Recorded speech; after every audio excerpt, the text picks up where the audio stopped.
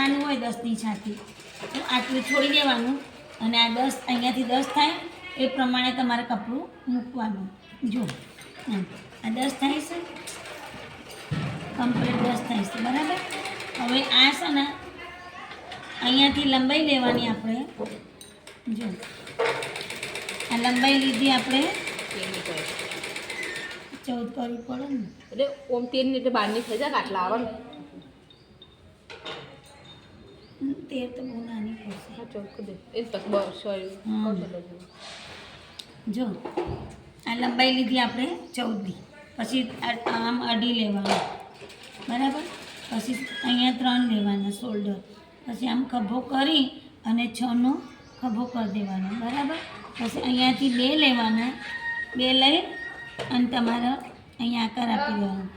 આકાર આપ્યા પછી તમારે અહીંથી છાતી લઈ લેવાની 10 લીધી અને નીચે 9ની કમર લઈ લેવાની. થઈ ગઈ કમર. પછી પાછળનું ગળું તમારે મોટું કરવું હોય તો અહીંયાથી તમારે 4 ઉઠાવી દેવાનું. 4 કરી અને આમ માટલું કરવું હોય તો તમારે પહેલાં અહીંયાથી આમ આવી પછી આમ થોડું ગોળ કરવાનું અને જેટલું ઉતારવું હોય એટલું માટલાનો આકાર આપણે આપી દેવાનું અહીંયાથી આમ, બરાબર. આ તમારે કટિંગ પહેલાં હું તમને કરીને બતાવું. એટલે 2 ભાગ અલગ કરવાના છે, આગળના પાછળના, બરાબર. પહેલાં આપણે આ ગળું કાપવાનું નહીં, પહેલાં આપણે ખભો કાપી દેવાનો. ખભાનું કટિંગ થઈ જાય આમ, બરાબર. પછી તમારે આમ કટિંગ કરીને આ અલગ કરી દેવાનું. આ અલગ કરીને આ કાપડ જે વધ્યું હોય આપણને એ બાયો નીકળશે. પછી અહીંયાથી એનું થોડું નિશાન કરી દેવાનું, થોડું કટ કરવાનું. જો આમ કટ કર્યા પછી 2 ભાગ અલગ કરી દેવાના. આમ આગળનું અને આ આપણે દોરી હોય એ આગળમાં પેલું કરું કરીને જો. હવે માટલા ગળું કરવું હોય તો તમારે થોડું આમ ગોળ આપવાનું. ગોળ આપીને તમારામાં અંદર જઈ અને ત્યાંથી વળાંક આપી અને 4 છોડી હોય ત્યાં આપણે ટચ કરી દેવાનું.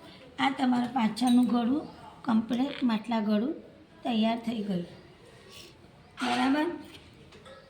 હવે આગળનું કટિંગ કરતી વખતે તમારે પહેલાં ખભામાં અહીંયા 1 જેટલું 1 ઇંચ અડધું ઇંચ જેટલું તમારે અહીંયા કાપી દેવાનું. પહેલાં અહીંયાથી ઓછું ના થાય, અહીંયાથી ઓછું ના થાય એ પ્રમાણે તમારે અહીંયાથી કટ કરી દેવાનું, બરાબર.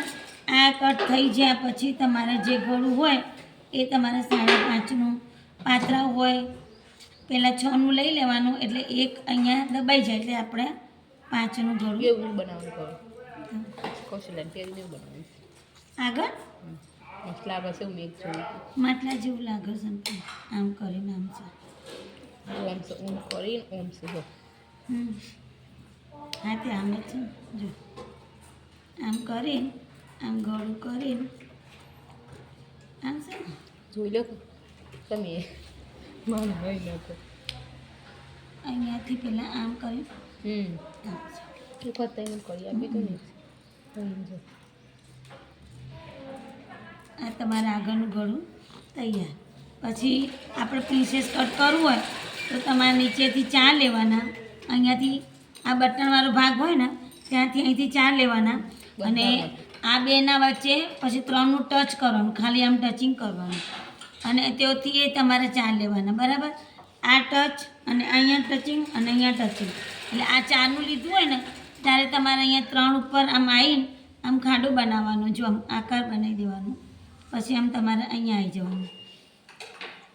સિમ્પલ કટિંગ તમારે આ 3 ઉપર કટિંગ કરી અને તમારે અહીંયા જતું રહેવાનું. આગળના હું કરવા હોય પાછળનું કરવા હોય તો તમારે આ ભાગ કાપવાનું નહીં, આ કાપવાનું નહીં અને આ 2 જોઈ લેવાનું કે તમારામાં આમ આવી જાય છે. જો બરાબર. અહીંયા બટન કરવા હોય તો આગળનો ભાગ કાપી દેવાનું, નહીં તો નહીં કાપવાનું, બરાબર. પાછળના હુક કરવાના હોય તો પાછળના 2 ભાગ અલગ કરી દેવાના તમારે આવી રીતે. જો આવી રીતે આમ અલગ કરી દેવાના એટલે આમ તમારે ખ્યાલ આવે, બરાબર. પછી તમારે પાછળના ટક્સ લેવા માટે 4નું દોરી દેવાનું. પહેલાં તમારે અહીંયાથી 4 કરવાનું, બરાબર. પછી ત્યાંથી એ 4 કરી દેવાનું, બરાબર. આમ સીધી લીટી પાડી દેવાની પહેલાં. પછી આના ઉપર માપ નહીં લેવાનું, તો તમારે અહીંયા છાપ પાડી દેવાની, એટલે તમારે સીધું પાછળના 2 ટક્સ દેખાઈ આવશે, બરાબર. આ પાછળનો ભાગ રેડી તૈયાર થઈ ગયો, આગળનો ભાગ તૈયાર થઈ ગયો. હવે આપણે બાંય કાઢવાની છે. બાંય કાઢતી વખતે તમારે આ કાપડ જે વધ્યું હતું એમાંથી તમારે 10ની બાંય કરવાની હોય તો અહીંયાથી 4 ભાગ કરી આ 2 અને આ 2 4 થઈ ગયા. પછી ત્યાંથી 10 લઈ લેવાના, બરાબર. 10 લીધા પછી અહીંયાથી 2 લઈ લેવાના. 2 લીધા પછી તમારે 6નો ખભો આપણે આમાં કર્યું હોય ને તો અહીંયા આપણે 9 કરવાના. કમ્પ્લીટ આટલા તમારે થઈ જાય. વધશે ને. અને 7ની મોરી કરી દેવાની. આ પછી અહીંયા ટચ કરી દેવાનું અને અહીંયાથી તમારા આકાર આપી દેવાનું. આ તમારી બાયનો ભાગ.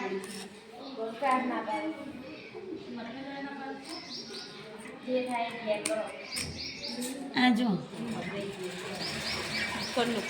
આ તમારા બાયનું કટિંગ રેડી. પછી આગળનો ખાડાવાળો ભાગ બાયનું કટિંગ કરતી વખતે તમારે અહીંયાથી અડધો ઇંચ આપણે બાયમાંથી કાઢવાનો અને ખભામાંથી કાઢ્યો હોય ને એ પ્રમાણે તમારે અહીંયા એક ખાડોવાળો ભાગ કરી દેવાનો ગોળાકારમાં. પછી તમારે ભૂલી ના જાઓ એટલા માટે આમ ટચ કરી દેવાનું, એટલે આગળની બાય આગળ આવી જોઈએ, બરાબર. આ તમારા આખું પ્રિન્સેસનું પાછળવાળો હૂક